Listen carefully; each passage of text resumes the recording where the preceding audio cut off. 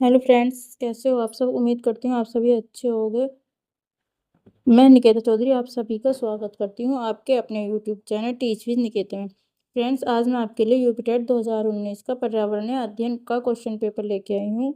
इससे पहले मैं 2019 के क्वेश्चन पेपर का हिंदी का CDP और संस्कृत का क्वेश्चन पेपर सोल्व करा चुकी हूँ। पहला क्वेश्चन है, भारत में महिलाओं के लिए आरक्षण की व्यवस्था कहाँ है? लोकसभा में, मंत्रिमंडल में, विधानसभा में या पंचायती राज संस्थाओं में? अगर हम बात करें महिलाओं के आरक्षण की, तो 73वें संविधान संशोधन में जो 1992 में हुआ था, उसमें ग्राम पंचायतों व जिला पंचायतों में महिलाओं को 33% सीटें आरक्षित की गई। उसके बाद हुआ था आपका 74वां संविधान संशोधन 1992 में, उसमें नगर पालिकाओं में भी महिलाओं को 33% आरक्षण दिया गया है। तो आपका इसका राइट आंसर होगा पंचायती राज संस्थाओं में। नेक्स्ट क्वेश्चन की बात करते हैं, किस राज्य के राज्यपाल की नियुक्ति के लिए कम से कम क्या उम्र होनी चाहिए? ऑप्शन है 35 वर्ष, 50 वर्ष, 45 वर्ष या 30 वर्ष।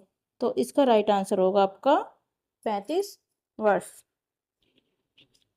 अगर हम बात करें अनुच्छेद 153 की, तो आपका अनुच्छेद 153 कहता है कि राज्य का एक राज्यपाल होगा। अनुच्छेद 154 कहता है कि राज्य की कार्यपालिका की जितनी भी शक्तियां किसमें निहित होंगी, वो आपके राज्यपाल में निहित होगी। 155 अनुच्छेद कहता है कि आपकी नियुक्ति, राज्यपाल की नियुक्ति या रिजाइन कौन करेगा? वो आपके राष्ट्रपति करेंगे। अनुच्छेद 156 कहता है कि आपका कार्य जो होगा वो कितना होगा? वो 5 साल का आपका काम होगा। और 157 के अनुसार कहा जाता है कि योग्यता क्या होनी चाहिए? भारत का नागरिक होना चाहिए और उसकी उम्र कितनी होनी चाहिए? कम से कम 35 वर्ष उसकी उम्र होनी चाहिए। अनुच्छेद 159 कहता है, इसमें हम शपथ ली जाती है और शपथ में क्या होता है, कौन दिलवाता है? हाई कोर्ट का उच्च न्यायाधीश जो होते हैं वो आपको शपथ राज्यपाल को शपथ दिलवाते हैं। अनुच्छेद 163 कहता है कि राज्यपाल जो है वह सीएम व उसकी जो सीएम की जो मंत्री परिषद होती है उसकी सलाह पर काम करेगा। नेक्स्ट क्वेश्चन की बात करते हैं, सूची फर्स्ट और सूची सेकंड का सम्मेलन करते हुए सही कोड चुने।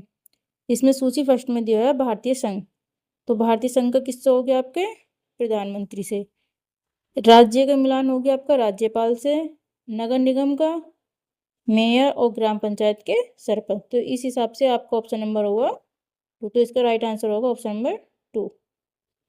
नेक्स्ट क्वेश्चन की बात करते हैं, अनुच्छेद 356 का प्रथम प्रयोग कब और कहाँ हुआ था? तो इसका सबसे पहला प्रयोग जो हुआ था वो आपके केरल में 1959 में हुआ था।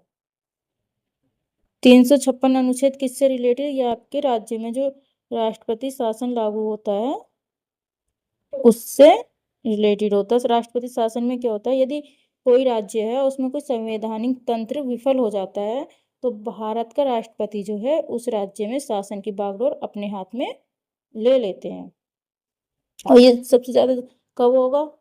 मतलब जारी जो किया जाता है, लागू होने की जो स्थिति है ये तब होती है कि राज्य सरकार जो है वो संविधान के अनुसार या तो काम नहीं कर रही है या फिर राज्य में राजनीतिक अस्थिरता हो, जैसे कि किसी भी दल की बहुमत सरकार न बन पा रही हो, या राज्य सरकार केंद्र सरकार के निर्देशों का पालन नहीं कर रही है, या फिर आंतरिक गड़बड़ी या आपातकालीन हालात होते हैं, तब ये आपका राष्ट्रपति शासन लागू होता है। अब नेक्स्ट क्वेश्चन की बात करते हैं। नेक्स्ट क्वेश्चन है, नगर निगम द्वारा कौन सा कर लगाया जाता है? मनोरंजन कर, चुंगी कर, गृह कर या उपरोक्त सभी? तो कौन सा कर लगाया जाता है? उसमें लगाया जाता है सारे कर जो है, मनोरंजन कर, चुंगी कर, गृह कर, ये नगर निगम द्वारा लगाए जाते हैं। तो इसका राइट ऑप्शन है ऑप्शन नंबर 4। नेक्स्ट क्वेश्चन है, पूर्वा किस अधिवास में शामिल है? अपखंडित, अपखंडित, रेखीय, ग्रामीण या नगरीय? तो कहाँ है ये? आपके ग्रामीण में पूर्वा अधिवास शामिल है। राइट आंसर हो गया ऑप्शन नंबर 3। बात करते हैं कि कौन सा ज्वालामुखी पर्वत है? अरावली, अपलेशियन, यूराल या किलिमंजारो? तो अगर हम बात करें कि ज्वालामुखी पर्वत होते क्या हैं, तो ज्वालामुखी पर्वत होते हैं जब पृथ्वी के अंदर से जो लावा निकलता है ना, जिसे हम क्या बोलते हैं? पिघला हुआ मैग्मा बोलते हैं। मैग्मा हो गया, गैसें हो गई, राख या गर्म द्रव्य हो गया। तो जब ये बाहर निकलते हैं और धीरे धीरे जमकर ऊंचाई बना लेते हैं तो इस संरचना को क्या बोलते हैं? ज्वालामुखी पर्वत बोला जाता है।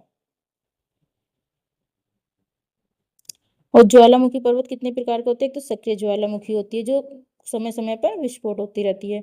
एक होती है सुप्त ज्वालामुखी जिसे हम बोलते हैं डोरमेंट ज्वालामुखी। ये लंबे समय से तो शांत रहती है और इसका मतलब कोई पता नहीं कि कब इसमें विस्फोट हो जाए।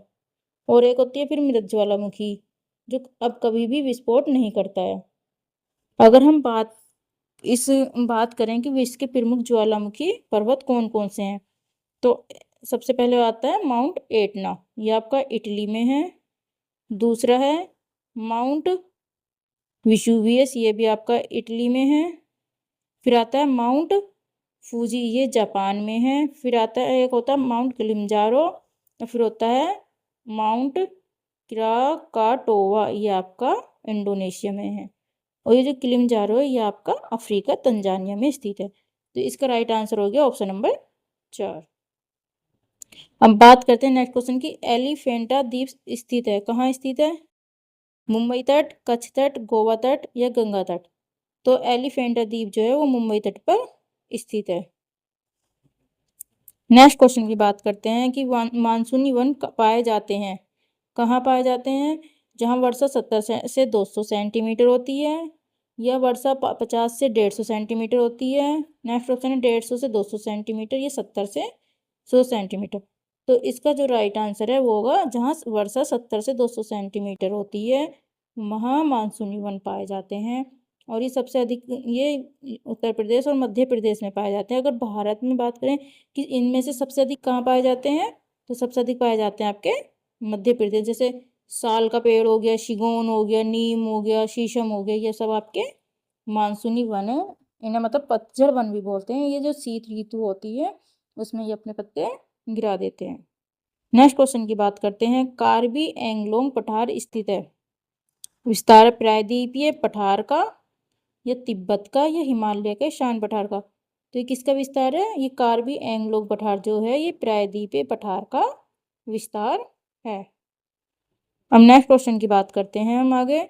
निम्नलिखित में से कौन सा एचल जीव का उदाहरण है? यूप्लेक्टेला, काइटन, लीच, इग्नस? तो कौन है? यूप्लेक्टेला जो है ये एचल जीव है। नेक्स्ट क्वेश्चन की बात करते हैं। प्रोटीन अणुओं की इकाई है, प्रोटीन अणुओं की इकाई है ग्लूकोज, अमीनो अम्ल, वसाम्ल या विटामिन? तो प्रोटीन अणुओं की इकाई क्या होती है? तो प्रोटीन अणुओं की जो मूल इकाई होती है वो आपकी होती है अमीनो अम्ल। तो इसका राइट आंसर क्या हो गया? अमीनो अम्ल। ये क्या है? प्रोटीन जो है ये लंबी चेन से बने होते हैं, बहुत ज़्यादा लंबी चेन से मिलकर बने होते हैं। ये श्रृंखलाएं जो हैं इन्हें हम क्या, ये किससे मिलकर बनी होती है? लंबी चेन जो बनी होती है ये आपके अमीनो अम्ल से बनी होती हैं। और अमीनो अम्ल आपस में जब मिल जाते हैं तो किस बॉन्ड से जुड़ते हैं? ये पेप्टाइड बॉन्ड से जुड़े होते हैं। कौन से? पेप्टाइड बॉन्ड से ये जुड़ते हैं, ठीक है। और मानव शरीर में 20 प्रकार के अमीनो अम्ल पाए जाते हैं, इस बात का भी ध्यान रखना, ठीक है। अब अगर हम बात, तो इसका राइट आंसर आपका क्या हो गया? अमीनो अम्ल। हम नेक्स्ट क्वेश्चन की बात करते हैं। निम्नलिखित में से कौन सा अंगक पादप कोशिका में अनुपस्थित रहता है? सेलुलोज कोशिका भित्ति, रिक्तिकाएं, लवक या तारककाय? तो आपका इसका राइट आंसर होगा तारककाय। ये हमारी पादप कोशिकाओं में नहीं पाई जाती।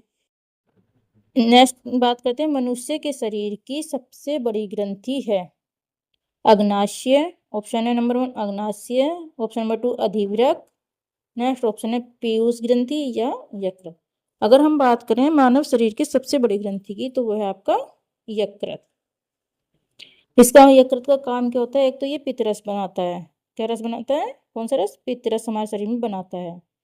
फैट का पाचन करता है और जो विषैले पदार्थ होते हैं उनको नष्ट करता है, विषैले पदार्थों को, और ग्लूकोज को ग्लाइकोजन में बदलकर उसको संग्रह करता है।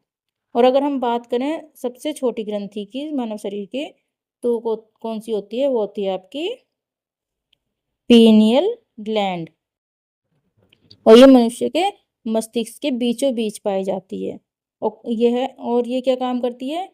ये जो आपका मेलाटोनिन हार्मोन होता है उसका स्राव करती है। तो इसका राइट ऑप्शन हो गया आपका 134 का यकृत। नेक्स्ट क्वेश्चन की बात करते हैं। नेक्स्ट क्वेश्चन है, उत्तर प्रदेश का राज्य पक्षी है। तो उत्तर प्रदेश का राज्य पक्षी कौन सा है? वो सारस क्रेन, गौरैया, मोर या तोता। तो इसका राइट आंसर क्या होगा? इसका राइट आंसर है ऑप्शन नंबर फर्स्ट, सारस क्रेन जो है वो उत्तर प्रदेश का राज्य पक्षी है। और अगर हम राज्य वृक्ष की बात करें तो वो है आपका अशोक। अशोक क्या है? अशोक क्या है आपका राज्य वृक्ष।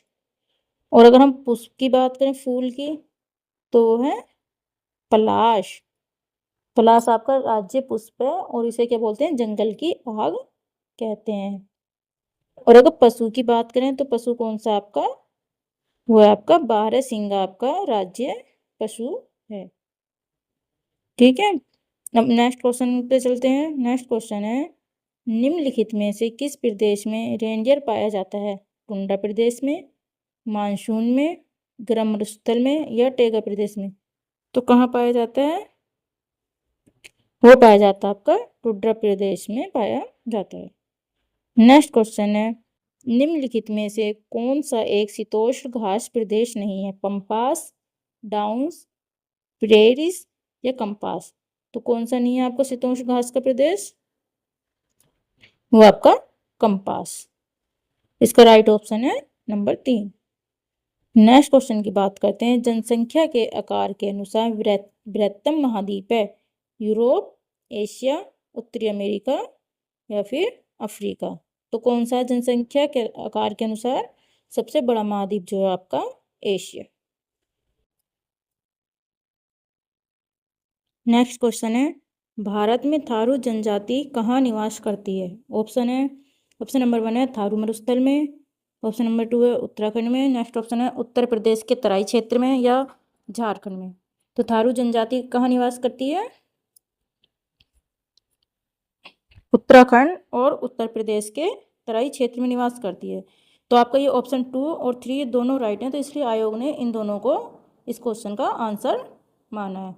अगर हम बात करते हैं थारू जनजाति की, तो थारू जनजाति जो है उत्तर प्रदेश में कहाँ निवास करती है? उत्तर प्रदेश के जो आपके हैं लखीमपुर खीरी, लखीमपुर खीरी हो गया, गोंडा हो गया,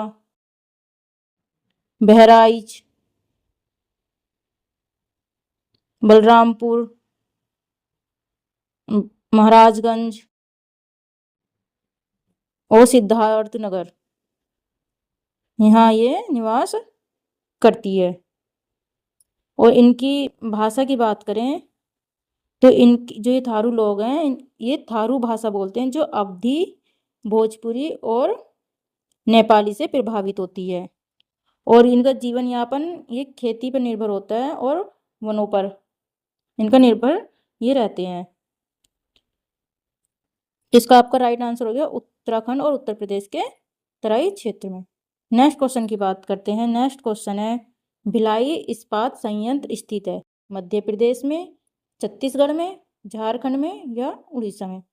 तो अगर भिलाई इस्पात संयंत्र की बात करें तो इसकी स्थापना कब हुई थी? इसकी स्थापना हुई थी 1955 में इसकी स्थापना हुई थी। और इसका उत्पादन जो हुआ था वो हुआ था 1959 में इसका उत्पादन शुरू हुआ था। और ये कहाँ है? यह है भिलाई दुर्ग जिले में स्थित है, छत्तीसगढ़। तो इसका राइट ऑप्शन हो गया छत्तीसगढ़। और इसकी विशेषता क्या है? यह है कि भारत में जो रेलवे का स्टील है उसका जो सबसे बड़ा स्रोत है वो आपका भिलाई इस्पात संयंत्र है। यहाँ आधुनिक तकनीक से लोहे को गलाया जाता है व उसका इस्पात उत्पादन किया जाता है। और जो रेल की पटरियाँ होती हैं, जो इंडिया की सबसे बड़ी पटरियाँ हैं वो यहीं बनती है, जिसकी अधिकतम लंबाई कितनी है? 260 मीटर। तो इसे जो कहा जाता है भिलाई इस्पात संयंत्र कहाँ स्थित है? ये छत्तीसगढ़ में हो गया और इसे भारत की स्टील राजधानी का भी गौरव प्राप्त है। अब नेक्स्ट क्वेश्चन की बात करते हैं। नेक्स्ट क्वेश्चन है, संसार का सर्वाधिक समस्याकारी जलीय खरपतवार जिसे बंगाल का आतंक भी कहते हैं है। कौन सा है? लेंटाना कैमारा, एकोनीरिया क्रोस्पिस जलकुंभी, पार्थीनियम हिस्टेरोफोरस जिसे कांग्रेस घास कहते हैं, ये इसके वैज्ञानिक नाम है, और सिनोडोन डैक्टाइलोन दूब घास। तो इसका राइट आंसर क्या होगा? इसका राइट आंसर आपका एकोनीरिया क्रोस्पिस जलकुंभी जो है उसे बंगाल का आतंक कहा जाता है। नेक्स्ट क्वेश्चन की बात करते हैं कि वायरस के अजैविक होने का लक्षण है। इसमें वंशानुगत सामग्री नहीं पाई जाती है। नेक्स्ट ऑप्शन है यह प्रजनन नहीं करता है। नेक्स्ट ऑप्शन है इसमें प्रोटीन नहीं पाया जाता है, या इसको क्रिस्टल के रूप में परिवर्तित किया जा सकता है। तो वायरस का अजैविक होने का लक्षण क्या है? कि इसको क्रिस्टल के रूप में परिवर्तित किया जा सकता है। या फोर्थ ऑप्शन आपका राइट आंसर है। और वायरस को जीव और अजीव के बीच की कड़ी कहा जाता है। क्यों?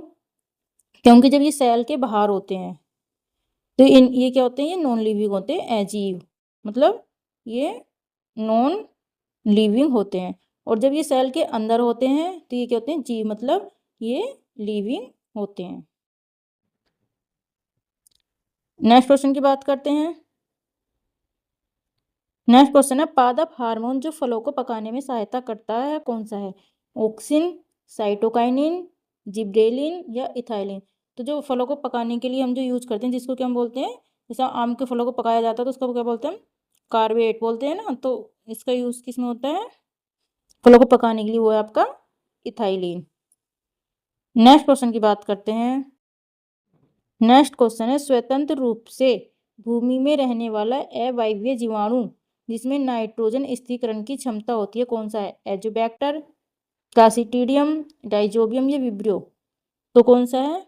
वो आपका क्लासिटीडियम नाइट्रोजन स्थिरीकरण जीवाणु है जो भूमि के अंदर पाया जाता है। नेक्स्ट क्वेश्चन है किस प्रकार का डीएनए कोशिका में सामान्य रूप से पाया जाता है? ए डीएनए, बी डीएनए, सी डीएनए या जेड डीएनए। तो कौन सा पाया जाता है? बी डीएनए जो है वो सेल्स में सामान्य रूप से पाया जाता है। नेक्स्ट क्वेश्चन की बात करते हैं। सन 1853 में भारत की पहली यात्रा ट्रेन चली थी मुंबई से पुणे के बीच, कलकत्ता से अलीपुर के बीच, या मुंबई से थाने के बीच, या कलकत्ता से दमदम के बीच। तो जो भारत की पहली यात्री ट्रेन थी वो कब चली थी? वो चली थी आपकी 16 अप्रैल को। सबसे पहले चली थी 16 अप्रैल 1853 को। कहाँ से कहाँ तक चली थी? वो चली थी मुंबई से ठाणे के बीच, और इसके बीच की दूरी जो थी वो थी 34 किलोमीटर। इसमें कोचों की संख्या कितनी थी? इसमें 14 डिब्बे थे और लगभग 400 के आसपास यात्री इसमें बैठे थे। अगर हम इसके इंजन की बात करें, इस ट्रेन के इंजन की, तो 3 भाप इंजन थे जिनके क्या नाम थे? पहले का नाम था सुल्तान, सिंध, दूसरे का नाम था सिंध, और एक था साहिब। इसमें 3 भाप इंजन का यूज किया गया था। तो इसका राइट आंसर आपका हो गया मुंबई से थाने के बीच, ऑप्शन नंबर 3। 16 अप्रैल को ये चली थी। नेक्स्ट क्वेश्चन की बात करते हैं। एशिया का सबसे बड़ा पशु मेला आयोजित होता है कहाँ? हरिद्वार में, पुष्कर में, सोनपुर में या नासिक में। तो ये सबसे बड़ा पशु मेला कहाँ आयोजित होता है? ये होता है आपके सोनपुर में आयोजित होता है। सारण, सोनपुर सारण जिला, जिला कौन सा है? सारण। अगर इसके टाइम की बात करते हैं हम कि कब होता है, तो ये हर साल कार्तिक पूर्णिमा यानी कि अक्टूबर नवंबर के अवसर पर, कार्तिक पूर्णिमा के अवसर पर ये अक्टूबर नवंबर में आयोजित होता है। इसकी विशेषता क्या है? कि यह एशिया का सबसे बड़ा पशु मेला माना जाता है। यहाँ हाथी, घोड़े, गाय, भैंस, ऊंट, कुत्ते और पक्षियों की खरीद फरोख्त होती है, मतलब खरीदे बेचे जाते हैं। खासकर यहाँ हाथियों के लिए यह ऐतिहासिक रूप से प्रसिद्ध है। कौन सा? सोनपुर का बड़ा मेला। इस मेले का उल्लेख आपको कहाँ मिलता है? मौर्य काल में भी इस मेले की बात की गई है, और उसमें ये है कि चंद्रगुप्त मौर्य ने यहाँ से घोड़े व हाथी खरीदे थे। तो एशिया का सबसे बड़ा पशु कहाँ मेला कहाँ लगता है? वो लगता है आपके सोनपुर में, बिहार, सारण जिला, बिहार में। ठीक है, नेक्स्ट क्वेश्चन की बात करते हैं। नेक्स्ट क्वेश्चन है आपका, राष्ट्रीय एकता परिषद की स्थापना हुई थी 1951 में हुई थी, 1971 में, 1961 में या 1981 में? राष्ट्रीय एकता परिषद की स्थापना कब हुई थी? वो हुई थी आपके 1961 में हुई थी, और जवाहरलाल नेहरू ने इसकी स्थापना की थी जब उस टाइम पे वो प्रधानमंत्री थे। इसका उद्देश्य क्या था, जो क्यों की गई थी इसकी स्थापना? इसका उद्देश्य था कि जो सांप्रदायिकता है, जातिवाद है, अलगाव है और क्षेत्रवाद जैसी समस्याओं से निपटाने के लिए इसका स्थापना हुई थी। जैसे राष्ट्रीय एकता और अखंडता को मजबूत करना, या फिर सभी धर्म, जाति, समुदायों में भाईचारे को बढ़ावा देने के लिए इसकी स्थापना की गई थी। और अगर इसके सदस्यों की बात करें तो प्रधानमंत्री जो होते हैं वो इसके पदेन अध्यक्ष होते हैं। क्या होते हैं? पदेन अध्यक्ष इसके प्रधानमंत्री होते हैं। और इसमें केंद्रीय मंत्री, राज्य सरकारों के मुख्यमंत्री और अन्य राजनीतिक दलों के नेता, सामाजिक कार्यकर्ता और पत्रकार भी शामिल होते हैं। तो इसकी स्थापना कब हुई थी? इसकी स्थापना हुई थी 1961 में। राइट आंसर ऑप्शन नंबर 3 इसका नेक्स्ट। आगे बात करते हैं नेक्स्ट क्वेश्चन की, कि समता के अधिकार का उल्लेख संविधान के किन अनुच्छेदों में मिलता है? तो किस में मिलता है? अनुच्छेद 1922, अनुच्छेद 23 से 24, अनुच्छेद 14 से 18 या अनुच्छेद 25 से 18? तो समता के अधिकार का उल्लेख किस में मिलता है? वो मिलता है आपका 14 से 18 में। ऑप्शन नंबर 3 इसका राइट आंसर है। ठीक, अगर हम बात करें अनुच्छेद 19 से 22 की, इसकी तो ये किससे रिलेटेड है? ये है स्वतंत्रता के अधिकार से। और अगर अनुच्छेद 23 से 24 की बात करें तो ये है शोषण के विरोध अधिकार। 14 से 18 हो गया आपका समता का अधिकार। और अगर अनुच्छेद 25 से 28 की बात करें तो ये है आपका धार्मिक स्वतंत्रता का अधिकार। पहला हो गया 19 से 22 वाला हो गया आपका स्वतंत्रता का अधिकार, 23 से 24 हो गया शोषण के विरुद्ध अधिकार, और 14 से 18 हो गया समता का अधिकार, और 25 से 28 हो गया धार्मिक स्वतंत्रता का अधिकार। तो इसका राइट आंसर हो गया ऑप्शन नंबर 3। नेक्स्ट क्वेश्चन की बात करते हैं। नेक्स्ट क्वेश्चन है कि किस देश में लचीला संविधान लागू है? भारत, नेक्स्ट ऑप्शन है अमेरिका या चीन या यूनाइटेड किंगडम? तो यूनाइटेड किंगडम में जो है लचीला संविधान लागू है। और इसमें क्या है, यूनाइटेड किंगडम ब्रिटेन में कोई भी लिखित दस्तावेज नहीं है, बल्कि यहाँ क्या होता है कि यहाँ जो कानून है, परंपराएं हैं या हाई कोर्ट है, मतलब न्यायालय हैं, इनके निर्णयों और परंपरागत रीति रिवाजों पर ही आधारित है। इसमें कोई वैसे नहीं होता है कि हाँ कोई लिखित कि इसके लिए ऐसे सजा है या ऐसा कुछ नहीं है, इसमें लिखा हुआ नहीं है। और इसे बदलना और इसे संशोधित करना बहुत आसान होता है। तो लचीला संविधान का हो गया यूनाइटेड किंगडम का। और अगर हम बात करें कठोर की, कि कठोर संविधान किसका है सबसे ज़्यादा, वो है अमेरिका का। अर्ध लचीला या अर्ध कठोर की, कुछ कठोर है और कुछ लचीला, वो किसका है? वो आपके भारत का है। इसमें क्या है, कुछ प्रावधान जो है वो सरलता से चेंज हो जाते हैं और कुछ में बहुत टाइम लगता है ना, प्रक्रिया से बदले जाते हैं। तो राइट आंसर क्या हो गया इसका? यूनाइटेड किंगडम जो है इसका राइट आंसर है। तो फ्रेंड्स ये आपके ईवीएस के 30 क्वेश्चन थे। अगर आपको अच्छे लगे हो, आपको मेरी वीडियो पसंद आई हो, तो प्लीज़ लाइक एंड शेयर ज़रूर करना और सब्सक्राइब करना मत भूलना। प्लीज़ मेरे चैनल को सब्सक्राइब कर लेना। Thank you so much. अब मिलते हैं नई वीडियो के साथ।